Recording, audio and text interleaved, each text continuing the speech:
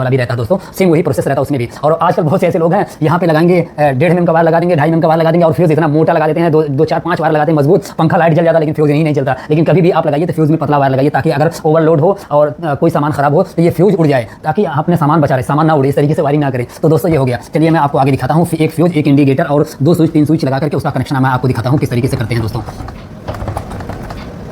ये देखिए हमारा एक फ्यूज़ हो गया दोस्तों, ठीक है, और एक इंडिकेटर हो गया।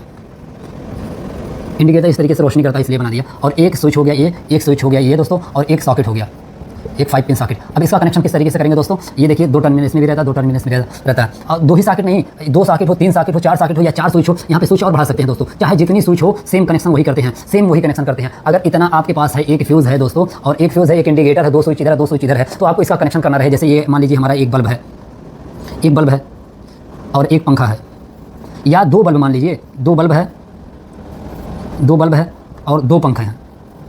इसका कनेक्शन करना है दोस्तों। हम किस तरीके से करेंगे, ये हमारा स्विच हो गया दोस्तों, और इसमें से 2 वायर निकला रहता है, ऐसे ही 2 वायर सबको 2 ही वायर की जरूरत पड़ेगी। तो क्या करेंगे, हमारा ये जब फेस आता है ना दोस्तों, हमारा फेस आता है तो यहाँ से आकर के हमारा डायरेक्ट जो है फ्यूज़ में लगता है, इस तरीके से फ्यूज़ में लगता है। फ्यूज़ में लगने के बाद यहाँ पे एक पतला वायर हम लगाते हैं, इस तरीके से पतला वायर जोड़ते हैं। जोड़ने के बाद क्या करेंगे, यहाँ पे 2 पॉइंट रहता है इंडिकेटर में, इंडिकेटर से यहाँ से हम जोड़ेंगे, इसको इंडिकेटर में जोड़ देंगे। इंडिकेटर में जोड़ते इसलिए दोस्तों, हम इसको डायरेक्ट यहाँ पे भी जोड़ सकते हैं, लेकिन अगर ये फ्यूज़ हमारा उड़ जाएगा ना तो ये इंडिकेटर जलता रहेगा, ये बताता रहेगा कि हाँ लाइट है, लाइट है। लेकिन जब इसमें जोड़ने के बाद यहाँ पे हम फेस देंगे ना, तो जब ये फ्यूज़ उड़ जाएगा तो इंडिकेटर भी बंद हो जाएगा, ताकि हमको पता चलेगा कि हमारी लाइट घर में नहीं आ रही, कहाँ से प्रॉब्लम है उसको हम जानेंगे। और न्यूट्रल को क्या करते हैं दोस्तों, यहाँ से उठाते हैं इस तरीके से, यहाँ पे ला करके ये इसमें जोड़ दिए। हम क्या किसमें जोड़ दिए हैं, इंडिकेटर में जोड़ दिए हैं। किसी भी चीज़ को चलाने के लिए किस चीज़ की जरूरत पड़ती है, न्यूट्रल और फेस की। और ये भी है, इसमें एक बल्ब लगा रहता है ना छोटा, तो उसको चलाने के लिए हमको न्यूट्रल फेस देना ही पड़ेगा। इंडिकेटर में भी न्यूट्रल और फेस देंगे। अब क्या करेंगे, हमारा ये स्विच है, स्विच के निचले टर्मिनल को, निचले पॉइंट को क्या करते हैं, हमेशा जोड़ देते हैं, ये आपस में जोड़ देंगे। और यहाँ पे भी हमने स्विच लगा दिया, तो क्या करेंगे, इस तरीके से लूप करके यहाँ आपस में इसको भी जोड़ देंगे। तो क्या होगा, हमारा फेस यहाँ से आ रहा है, यहाँ से यहाँ आ रहा है, इंडिकेटर में गया, यहाँ से होते हुए हमारा फेस जो है स्विच के सभी पॉइंट में जा रहा है, ठीक है। अब क्या करेंगे दोस्तों, हमारा ये न्यूट्रल है, अब इस न्यूट्रल को उठाएंगे,